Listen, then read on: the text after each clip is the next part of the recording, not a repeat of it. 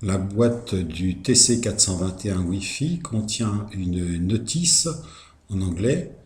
Elle contient le programmateur lui-même, un véritable petit ordinateur, comme le dit la notice, un câble qui permet de charger le programme conçu sur un PC, mais il n'est pas nécessaire ce câble, puisque sur le mini CD, on va télécharger sur son smartphone les deux fichiers, la .exe et .apk. Et on pourra donc faire la programmation depuis le smartphone.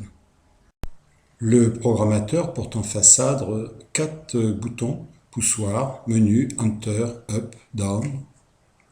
Sur le côté droit, l'entrée input, le plus et le moins, en 12 volts ou en 24 volts. Et il y a 5 sorties output. On peut donc alimenter jusqu'à 5 rubans LED. Attention, maximum 4 ampères par ruban, l'ensemble faisant 20 ampères. Sur le côté gauche, un petit bouton de recette, remise à zéro, la prise pour le câble que j'ai pas eu besoin d'utiliser, et une prise d'alimentation power pour faire des essais avec une petite alim, mais à terme on utilisera l'alimentation input, l'alimentation principale. Là, je branche une petite alimentation 12 volts sur la prise Power. Du coup, on voit sur l'écran Initia Wi-Fi. C'est la première chose à s'afficher. Alors après, en appuyant sur Menu, puis Enter, eh bien, on va pouvoir voir défiler un menu déroulant. Il y a Mode, Setup, Run, et puis ça recommence. Pour retour en arrière, c'est sur Menu. Bon, là, j'avais déjà rentré l'heure et la date. Alors, pour la date, c'est dans l'ordre année, mois, jour. Donc, voilà le menu déroulant. On va pouvoir rentrer dans chacun de ces petits menus en appuyant sur Enter de l'instant qu'on est dessus. Par exemple, quand je suis dans Setup et que j'appuie sur Enter, et bien là, j'ai accès à d'autres menus. L'heure, la date, et le son, on choisit si ça fait bip ou non quand on appuie sur un des boutons. Voilà par exemple pour le réglage de l'heure. Pour revenir à Setup, il faut appuyer sur Menu, c'est le retour. Pour la fonction Run, il faut bien sûr la laisser sur On pour que le programmateur joue son rôle. Alors, pour se familiariser avec l'appareil, eh bien, on peut l'éteindre, le rallumer, faire défiler les différents menus, monter, descendre dedans, revenir en arrière, changer la programmation de l'heure, de la date, voilà. Par exemple ici, l'heure.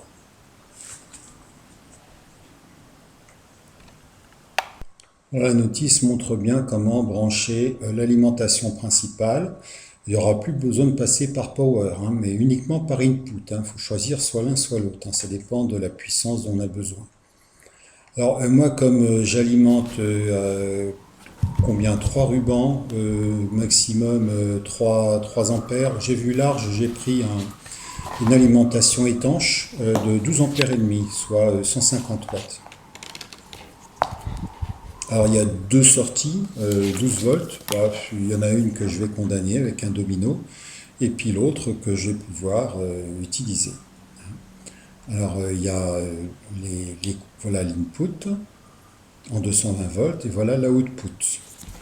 Le bleu, c'est pour le plus. Alors pour brancher tous les fils sur le programmateur, aussi bien input qu'output, on va faire les choses proprement avec ces sortes de petites fiches. Et puis avec du rouge pour le plus et du bleu pour le moins, par exemple. Voilà, tous les fils sont branchés. L'alimentation principale est en place. Côté des sorties, eh bien, chaque ruban LED est alimenté. Alors le plus est commun à tous les rubans et sinon le moins, chacun le sien. Pour le premier, le deuxième et le troisième ruban. J'en ai un rouge et deux blancs. Un rouge en 50-50 et deux blancs en 56-50. Et voilà la deuxième sortie 12 volts condamnée. Smart Time Controller. Voilà donc l'application qui est téléchargée sur le smartphone. Alors dès l'instant qu'on clique dessus, eh bien, le smartphone détecte le contrôleur. Bon, on verra ça tout à l'heure. Alors si à l'ouverture de l'application on tombe sur cet écran, c'est que le smartphone n'a pas détecté le contrôleur. Donc il faut en fait aller dans le menu Wi-Fi du smartphone pour se connecter au contrôleur. Alors je crois qu'il faut éteindre le contrôleur et le rallumer, c'est en fait à l'allumage où il cherche à se connecter. S'affiche alors initialisation Wi-Fi. Alors quand le smartphone a trouvé le contrôleur, ben voilà ce qui s'affiche. Alors il est possible en appuyant sur Time Setting de mettre à l'heure en fait directement et à la date le contrôleur. En dessous Clear Mode, eh ben, on peut effacer tous les modes qui étaient enregistrés sur, je crois qu'il y en a un par défaut qui s'appelle mode 9 sur le contrôleur. Alors on revient en arrière et en appuyant sur ce sigle là, ça permet d'accéder au mode de façon à enregistrer un programme. Là, j'en ai déjà mis plusieurs. Alors, je vais en mettre un plus. Voilà, mode 7, bah là, il met ça par défaut. Donc, je vais lui mettre un nouveau nom.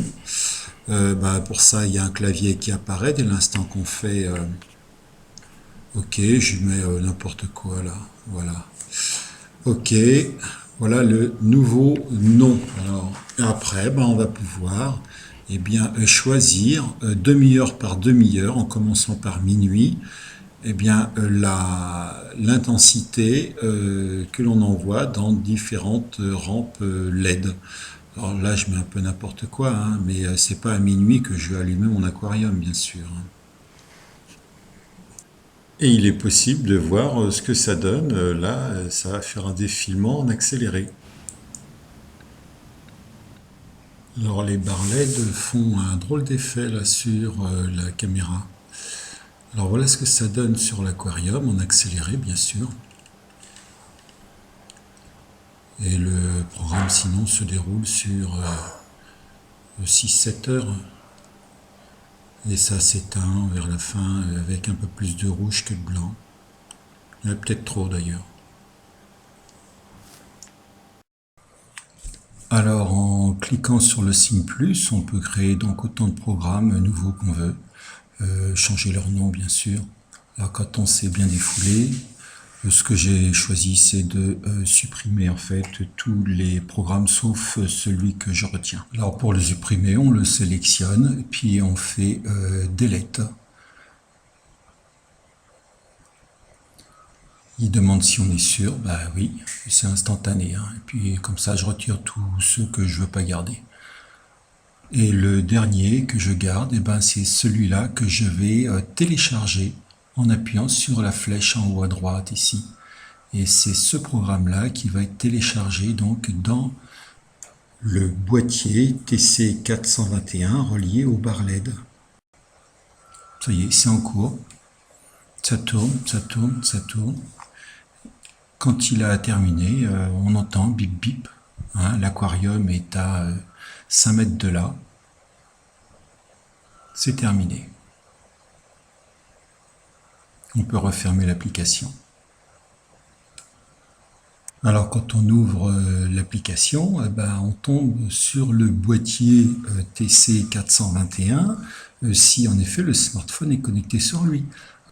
Alors faut pas oublier, quand on a fini de télécharger son programme dans le boîtier TC421, sur le smartphone, régler le Wi-Fi sur sa Livebox et non pas sur le boîtier TC421.